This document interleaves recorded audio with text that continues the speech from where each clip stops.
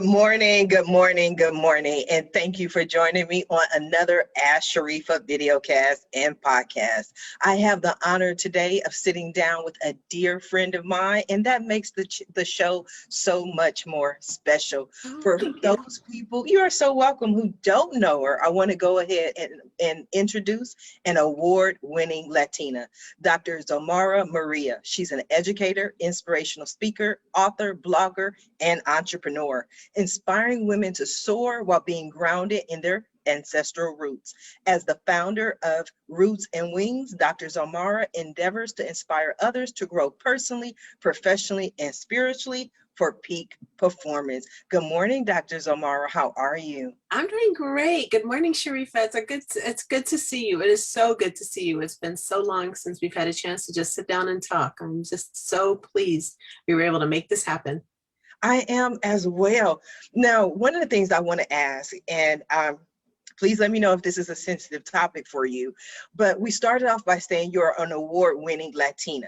There were people who will argue, why is it necessary to even mention that you're a Latina as opposed to just an award-winning entrepreneur or author? Because I think it's important for those of us who are people of color to embrace our heritage and embrace our ancestry and not let people take that away from us. So I see why do you have to say she's a Latina? Why do you have to mention she's an African American? Why isn't she just a woman? Because the dominant culture still doesn't recognize that. So I think it's important for us to own it and for us to say, I am an award-winning Latina. And one of the reasons why it was important for me, and I have my awards around here. If I had known you were going to mention that, I would have brought some up to show you.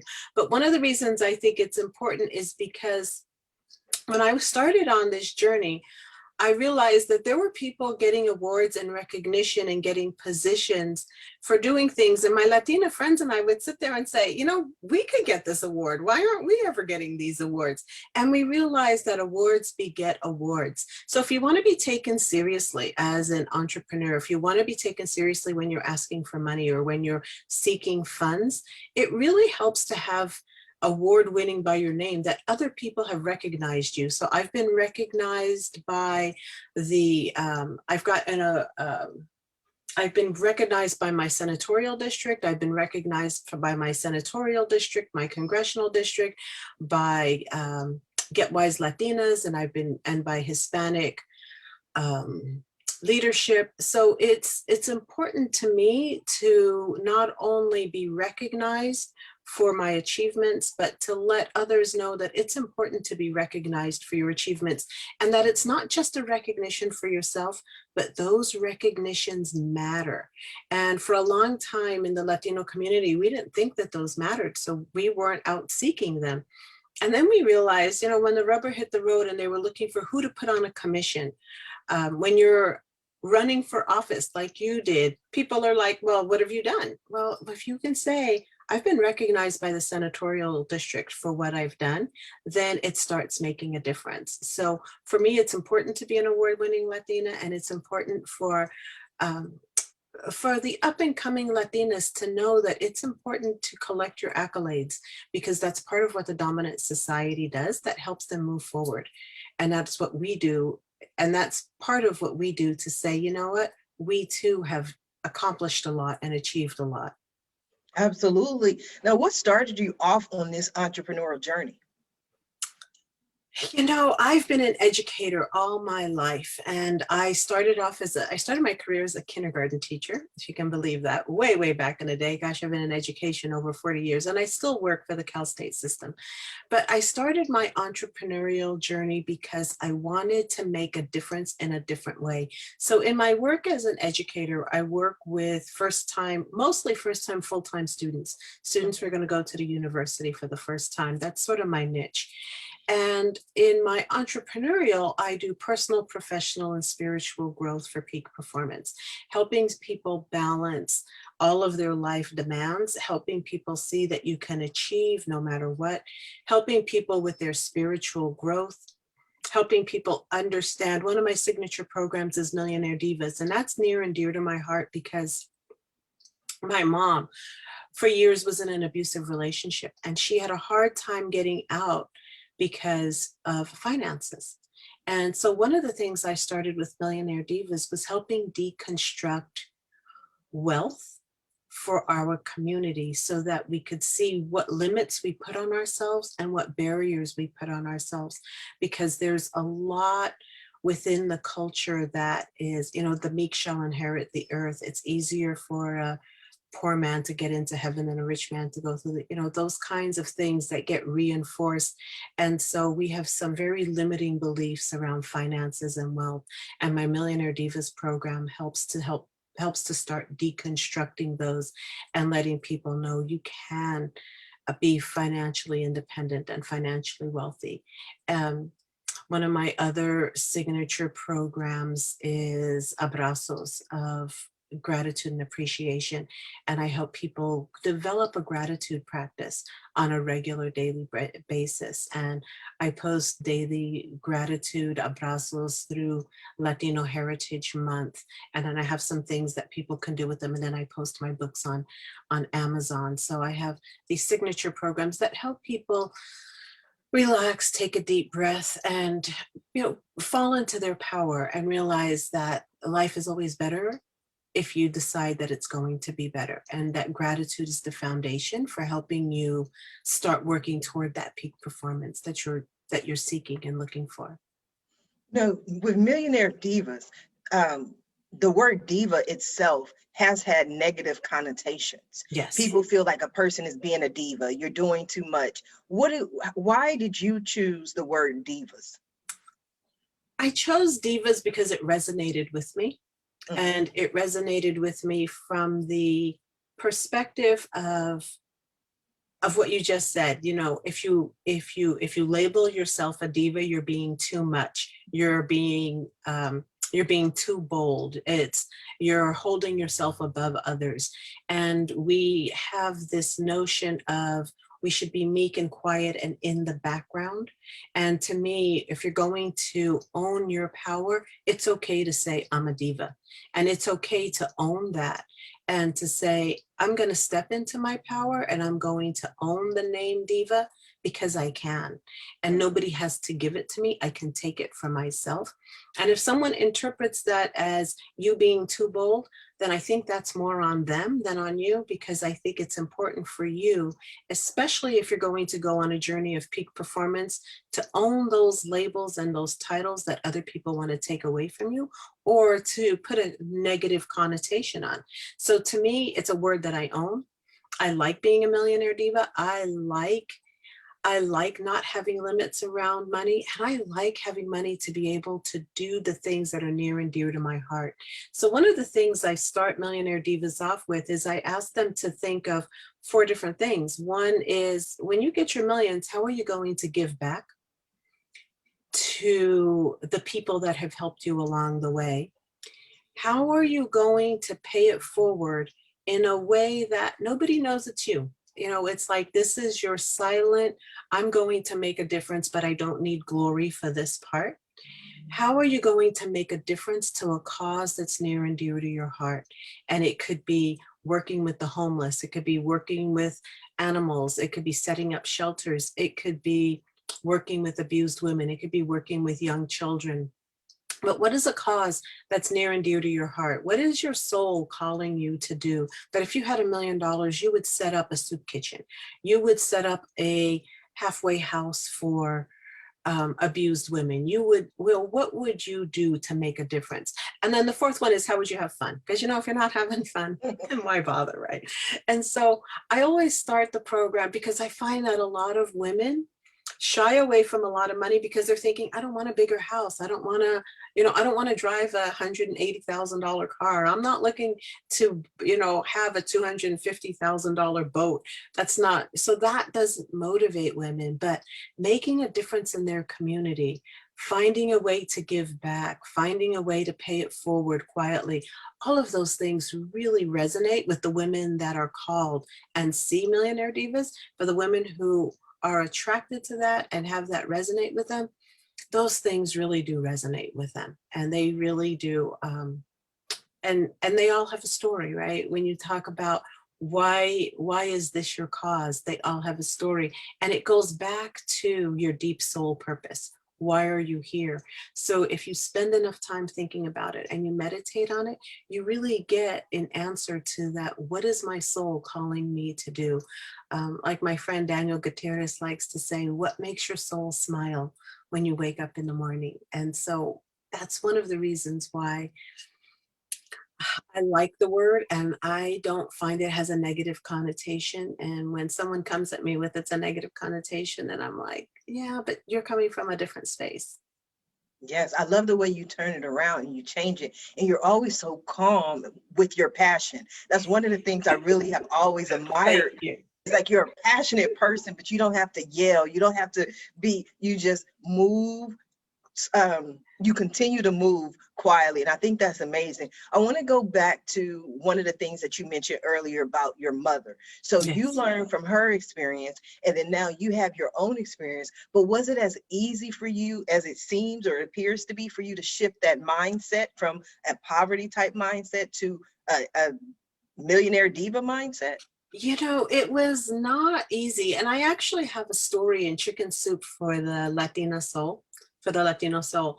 And the story opens with me listening to this guy on the radio talk about Latinos and their mothers and, you know, how the community is this, that, and the other thing, and they don't care. And I was like, so I kind of quote a little bit of what he says. And I go, and obviously this guy never met my mother, because my mother was a very passionate woman who wasn't a crazy relationship with my father, that she finally left. But one of the things that I learned from my mother was never to depend on a man. So it was really interesting that all of my sisters have been breadwinners.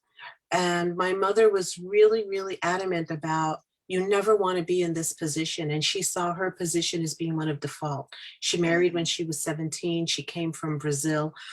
Her mother was a child bride, Mhm. um, married off when she was 14. And she saw her husband through a window. And her mom said to him, what do you think of that guy? And she goes, I don't know. And her mom says, well, he's coming to get you. You're going to be his wife. And Oh, that's wow. how my grandmother met her husband. And so, you know, they came from Brazil. It was a very different culture. And my mom always had a vision for her daughters that was very different. And, you know, switching from one mindset to another, it took some years, but I was definitely blessed. And I will say the very first house we bought, I bought for my mom. Oh, So I bought my mom a house before I even bought myself a house. We were renting a home and she needed a home. And I said to my husband, I think I want to buy a house. He said, okay. I said, but I'm buying it from my mother. And he said, okay.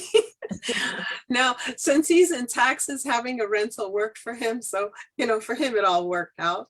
But most people are like, why would you buy your first house for your mother? Because my mother was she was an angel and she was a saint, and she had visions for her kids that she held near to her heart. I did this switch through a lot of work, a lot of inner work, a lot of inner teachings. I had to come to terms with my own limiting beliefs, understand them, and understand how I needed to flip them, and then work proactively. So in Millionaire Divas, I help you understand your limiting beliefs, and then I give you some tools to how do you work proactively. You can't sit by and just let it happen. You have to be very proactive in everything you do on flipping those limiting beliefs so they are no longer limiting you, and recognizing them and saying, I'm not going there. You know, just the snap of the fingers, because you'll get to the point where you realize, oh, I'm going down that rabbit hole again. And you just have to say, snap out of it. Don't go there. You don't need to do that. And get yourself onto another way of thinking, which is why I think gratitude is so important, because I think gratitude is the foundation of the work that I do. Being grateful every single day and counting my blessings. I know I know this has been a really hard year. This pandemic year has been really hard. And I ended the year encouraging people to count their blessings of 2020, count the blessings, because everybody could give a long laundry list of everything that went wrong. And I would say to people, focus on everything that went right. Start counting your blessings, because when you start counting your blessings, you vibe at a different vibration. you are in gratitude and you can see things differently, and you don't get that angst and despair that some people were getting, especially toward the end of the year, like, will we ever come out of this? And I'm kept saying, count your blessings, count your blessings, count your blessings. Say a prayer and count your blessings.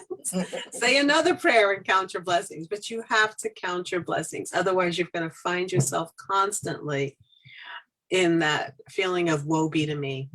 Yes, when you were saying count your blessings, I had this flashback to Karate Kid when Mr. Miyagi was saying wax on, wax off. It's like we always want to move on to all these difficult techniques, but you're just like, no, count your blessings, count your blessings. Count your blessings. Yeah, life will change. I really love that. Now, Dr. Zulmara, talk to us about Roots and Wings. When did you start it? What is the inspiration? And what is it all about?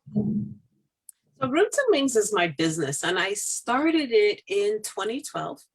And it is about when I wrote the story in Chicken Soup for the Latinas, for the Latino Soul, I ended it with a quote about roots and wings and my culture, giving me the roots to keep me anchored and the wings to fly, and how important it is to anchor yourself in your ancestry and anchor yourself in your culture, and how important it is to then give yourself wings to fly, because you find people who aren't anchored in something have a harder time flying. So that was my inspiration for Roots and Wings. And again, it goes back to my mother. Because she was the inspiration for that story. And it was a story about a bear. It's a great story. I will actually post the link to it after on this, after we're finished. But with that, I started Roots and Wings, and Roots and Wings has 3 different groups. One of them is Millionaire Divas that I do under Roots and Wings. And that's for your professional sort of growth. That's for your trying to figure out what you want to do with your life. That's your soul's purpose arm of Roots and Wings. And then I have the heart arm of Roots and Wings, which is the heart part is the spiritual growth. And I've been doing card readings, I do cleansings, I do blessings, I've done prayer circles, and I'm right now in training to be a ceremonial priestess. So I've been doing a lot of work with crystals and a lot of work with oils and a lot of work with some shamans, and really deep work on understanding me and helping people come into themselves and come into healing. And then the third part of Roots and Wings is the ABRAZOS, and that's the spirit part of Roots and Wings, the having fun, the just being joyful, grateful, thankful for being alive every single day. So I have signature programs in all 3 of them. You'll find them on my website.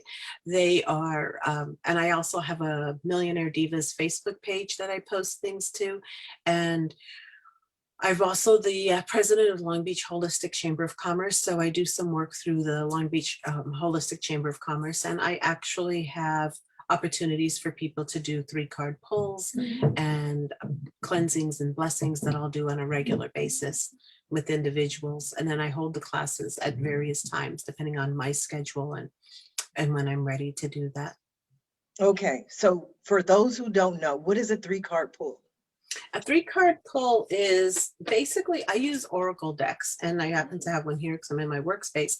I use Oracle decks, and this one is Sacred Destiny Oracle, and I really like it. It's a 52 card deck to discover the landscape of your soul. And so what I do is I tap into people's energy, and then I pull a card. Are you able to tap into mine?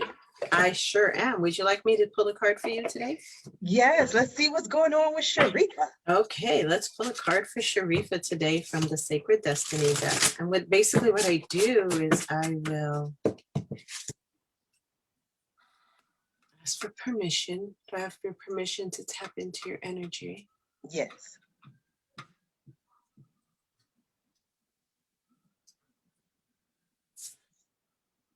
Oh my gosh, you're gonna love this card. Your card is blessings. Oh, okay. I like blessings. Blessings. Yes. And, basically I'll ask people, why do you think this card came to you today? I don't know. It just looks like the bird is so happy and he's seeing all the beauty in life. There's water flowing. Water always symbolizes abundance. There's flower, there's new growth. I just think it's just new blessings coming my way, I guess. And because you're a blessing to so many people, and you're a blessing to so many people. I think it's a perfect card for you because you are truly a blessing to so many people.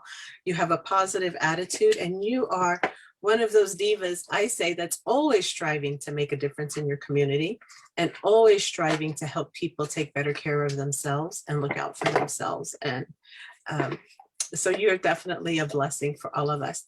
But usually I tap into your energy and I do a card pull, and then I also do a cleansing. I have sage and I do a cleansing either with sage or with a different type of smudge and with bells, and we call in the guards and guardians of the east, the west, the north, and the south to guide us in our. I've also been doing new moon rituals. So every month on the new moon, I've been doing a new moon meditation and holding space for people to set their intentions. The new moon is our time for renewal, rebirth, and setting intentions. So I do a new moon ritual and I do a 3-card pull, and then I'll do an individual card pull for everybody who's on the call that night. And it's on Zoom, it's free. And you'll also find that posted on Facebook under events on my page. Wonderful. Now let's go Yes. back to the Long Beach Holistic Chamber of Commerce. Yes. For people who are unaware, first of all, what a Chamber of Commerce is, but then on top of that, a holistic Chamber of Commerce. Can you give us a little bit of background on what it is? Yes. So the Chamber of Commerces are opportunities for businesses to get together and support one another and learn about each other. Do business to business interactions and have opportunities to network with other people who are like-minded and doing the same kind of business. In the Holistic Chamber of Commerce, holistic businesses get together and form a community, and they will support each other, learn from each other. We have one meeting a month and we have a speaker each time we have a meeting. We have an opportunity for somebody to speak. Our next meeting is April 13th, and Deirdre is going to be speaking at our meeting about anxiety and depression and how to deal with that holistically. Last month, we had Daniel Hoover, who spoke to us about Tai Chi and the holistic world. So we have opportunities for our members to speak. And it's an opportunity, if you want to be a speaker, to get better at speaking, because it's a small group, it's a safe environment, and it gives you a chance to get up and speak in front of a group about something you're passionate about, something about your business. It gives you an opportunity to try other businesses, and then we do shout outs for each other on businesses that we've tried and places we've gone. In Long Beach, there's a holistic chamber that's global, that's run by Camille Leon, and then we have different franchises or different chapters, and Long Beach has its own chapter. And we probably have between 15 and 20 members right now who come on regularly and give us an opportunity to get together, talk to each other, see how business is going, how can we help each other in our businesses. As part of the Long Beach Chamber, we were meeting we used to do 2 meetings a month, and one of them was happy hour, and of course that got kiboshed. So I'm going to start a second meeting with Radiance Magazine authors, and next meeting, and on April 1st, we're actually going to have Shannon, who's one of our members, who has an article in Radiance Magazine, and her article is awesome. It's time, suit up, and show up. And she's going to be discussing her article on April 1st at 12 o'clock on Zoom. So we're going to get flyers out for that. So we'll have 2 opportunities a month for individuals to join us for conversation, networking, and just getting to know who else is in the holistic space. Yes. So I haven't read the article. I definitely have to check it out. But Shannon Leichner is amazing. For She people is. who do not know her story, she's an incredible person overall, but she's also one of the people who was injured in the Las Vegas shooting. And Right. so she has dealt with so much. And just like yourself, she overcame all of that just so she could be of service to other people. So I definitely recommend people check out the meeting and go and attend because Shannon is amazing. Yes. She was our speaker in December, Mhm. and she spoke with Daniel Alexa. Yeah. So it was, yeah. And she was speaking about 2020, the year in retrospect, and how to put it. And and again, she spoke a lot about what were the good things. And this article is sort of like that too, that, you know, how do you put 2020 into perspective and move forward from there and not Mm. let it get you down? So you mentioned also that you work with students. Students, children have been affected, I think, more than just about anybody because their whole routine has been upset. How has it been working with the students for you over the past year, as well as some of the things that students can do to cope during this time frame? So I don't work directly with students. I work with people who work with students. So one of the programs we're starting is an intervention specialist certification. And we are starting to work with teachers to be intervention specialists. So when students come back and they have gaps, they know how to fill those gaps quickly so students can move forward. So we're trying to get them beyond having to remediate kids, but how do you intervene quickly and swiftly and get the kids to move forward? So I've been doing that kind of work. But my advice to students is be grateful, count your blessings, and stay positive. Again, I go back to what I tell adults because we're all human. And if parents can do this for their kids, especially the younger elementary school kids, have them pick up, and whether they can write or not, just, you know, just like when you saw the card, you said, oh, what a pretty picture. Find an oracle deck that has pretty pictures and have the kids pick a card every day and just talk about something positive every day with the kids. If they're old enough, have them write down 2 or 3 things they're grateful for every day. And you'll find that it helps their mood change. It helps their attitude change. It helps them start seeing that for all these things that I can say are going bad, I can also say all these things are going great. So if you're working with really young kids, use pictures, even if it's pictures in magazine. Let's cut out some pretty pictures today. That will help the kids raise their mood and raise their vibe. Older elementary school kids who are already writing, have them write down their gratitude. Oh, for teenagers, you have to engage with them, talk to them, have them come out of their room and have them talk to you for a little bit. And you have to set aside some time every day to make them, because it's so easy right now for a teenager to be in their room in front of the computer 24/7 and never engage with anybody. Come up, get something to eat, go right back down to their room or right back into their room. So you have to kind of work on breaking that cycle, disrupting that. So if you find your kids going into a funk, you have to find a way to disrupt it. I would also say oils. Oils really help diffusing things like lavender and lemon, those oils that help raise your mood. I have an oil that I use that's called Gratitude. So if you're having kids who are having a really hard time, I would say get a diffuser and diffuse some oils in their room to help raise their vibe. Mint, those minty ones. Find a scent that they like, and just a little bit of research on them, but find a scent they like and help them raise their vibe by having that. If you're finding that you have kids with a lot of anxiety, I would say some grounding crystals really help. Garnet is a really nice grounding crystal that really helps. I have a nice chunk of garnet that I use for grounding.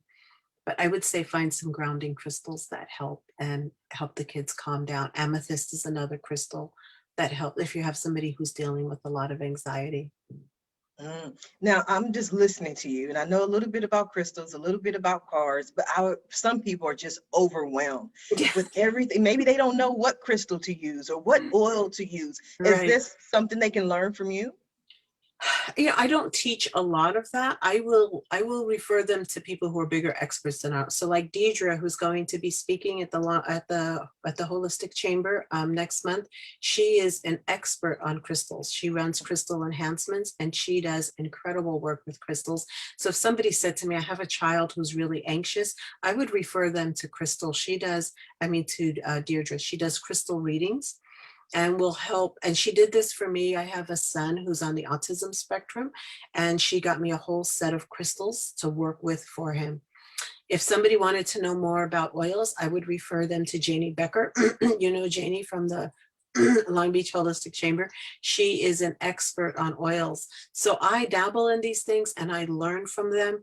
But if it's not part of my wheelhouse for teaching, I will refer them to an expert.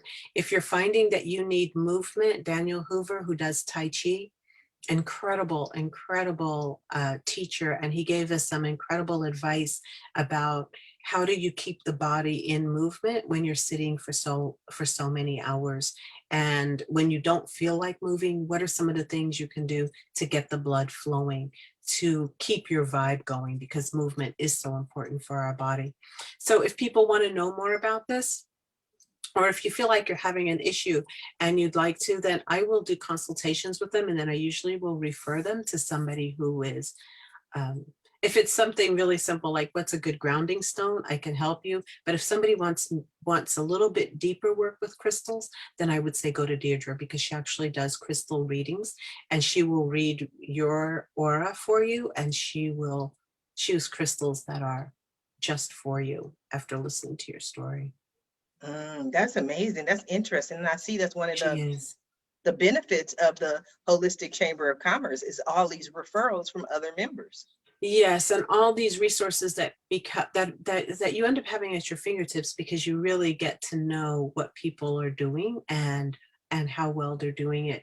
For somebody dealing with a lot of pain, there's a guy out of the Tustin Holistic Chamber of Commerce who has some incredible stuff that he's doing and helping people with pain. So again, you get to know all these people and you get to be able to help people in these various areas. Yes, and what defines a holistic business? I don't know exactly how I would define a holistic business. To me, it's I'll go with Chantalin's. Chantalin is the president of the Santa Monica Holistic Chamber of Commerce, and she defines it as any heart-centered business, any business that's coming from the heart and wants the best for the individual. So she has people on there. So some of it deals with oils, some of it deals with crystals, some of it deals with coaching, some of it deals with self-help, some of it deals with Reiki. And then some of it, she has one guy who's a landscaper who will help create a serene landscape in your backyard, kind of a thing. Some people deal with pain, or some people deal with CBD oil. Some, mostly it's alternative healings for people who are finding themselves in spaces where they would like to not be. So it could be either mental or physical. If you find yourself going into a dark space, or you find yourself just low energy and you find yourself not being able to get out of that, then a lot of times holistic healers can help you with that. Christy McKinley, who lives in Tennessee and is a member of our holistic chamber, she's an expert on self-care and Reiki, and she does Reiki healings from afar, and she will help you think through your self-care and what do you need to do for self. Because sometimes when we find ourselves getting overwhelmed with life, we need to take a deep breath, step back, and get back into self-care. And she's really good at doing those kinds of things. I don't know exactly what my definition of holistic is, but I know it's just some incredible people and incredible opportunities I might not otherwise have had. Like Edward and his laughing yoga, laughing yoga. What is that? Have you had a chance to attend any of the laughing yoga? No, I have to though. It's not the laughing part. It's the yoga part that I'm like, I don't know. All you do is sit in a chair and laugh, and then you laugh in different ways, and then you do it's all chair yoga. So it's awesome and it's great. If you have a chance to attend, you definitely want to. I've attended a couple and I've just It's just a great way. I think he does most of them on Friday afternoons. It's a great way to end a week. Really And great way to end his a week. laugh is contagious And without his laugh is definitely contagious. Yes. I love it. Now, I want to go back to this Millionaire Divas. Yes. I'm sure there are people who are listening who go, you know what, maybe I'm not a millionaire diva, but I would love to be a millionaire diva. What are some of the ways that you help or work with people to make that shift to become a millionaire diva? To me, it takes a decision on your part to decide that you want to be a millionaire diva. And then you have to discover. So I have a 6-session course that I run people through for Millionaire Divas. But before I even get to that 6-session course, there's a 4-day, like 2 hour, maybe an hour and a half, 2 hours, depending on how many people are on the call. And it's a 4-day intro. And during that 4-day intro, I just have you do a lot of different things, right? To figure out who you are. Like, people don't realize that you have an upper limit of how much money you think is too much. So some people are like, millionaire, I don't want to be a millionaire. That's like too much money. I don't want to have to be responsible for that much money. It comes with too much work. For some people, it's like, I don't want to be a billionaire. That's what comes with too much work. So I have you think about, what's your upper limit? Is it $100,000 in the bank? Is it $200,000? Where is your upper limit? Where do you start feeling that that discomfort in the pit of your stomach, like, okay, this is beyond what I want to do or who I want to be, right? Because we will have an upper limit. So I have you think about your upper limit. And then I go through a lot of different exercises to help you start understanding your limiting beliefs. And we all have these limiting beliefs, and you don't always know what they are, but you have to ferret them out so that you can deal with them. So what is it that you believe about money that limits your ability to call money to you? Because anybody could be a millionaire and anybody can have $1 million.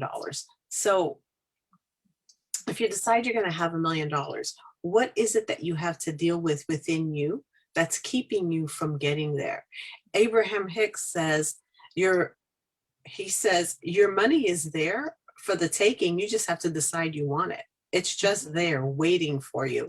And everybody needs to decide, am I going to let the floodgates come in or not? And this Millionaire Divas program was divinely gifted to me.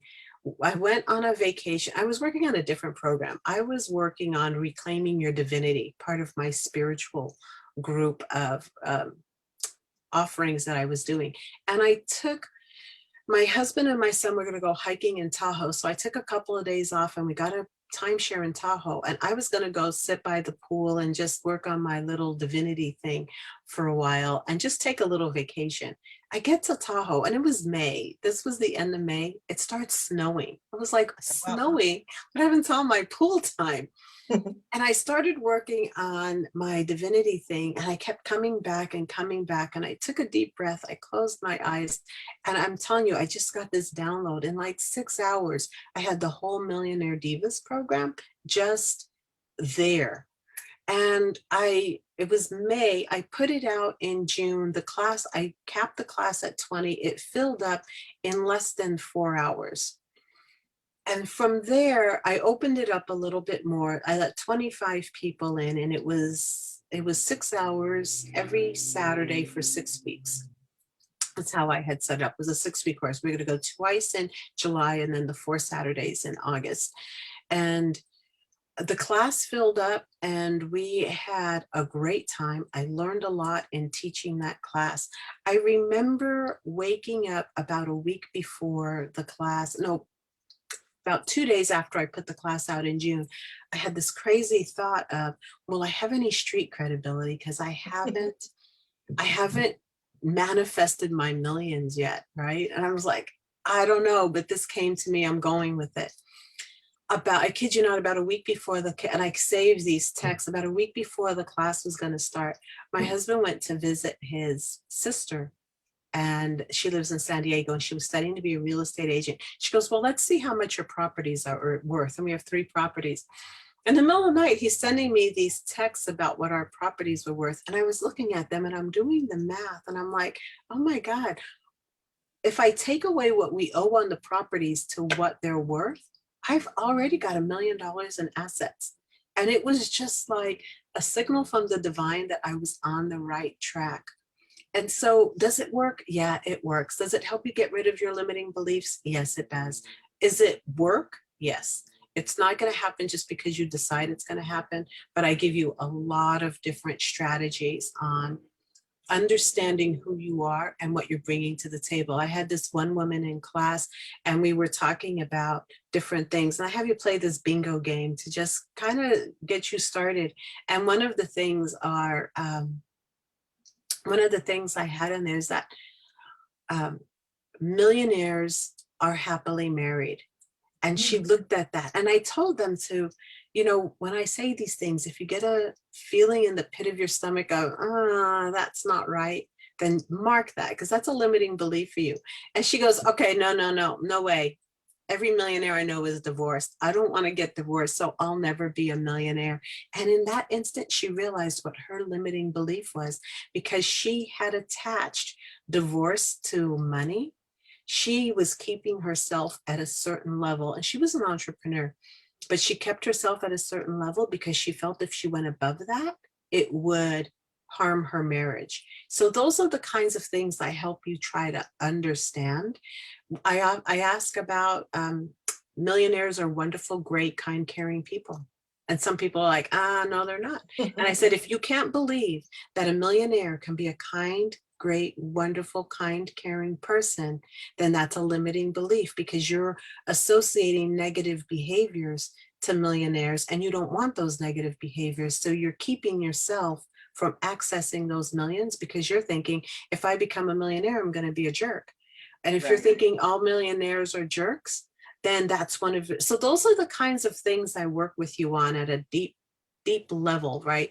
Where are you feeling it in your gut? Get out of your mind and get into, because your mind will play tricks on you, right? Constantly rationalizing left side, right side of the brain, right side says this, left side says that, but your gut doesn't lie, right? That root chakra is basically saying, this isn't resonating with us. This isn't sounding right.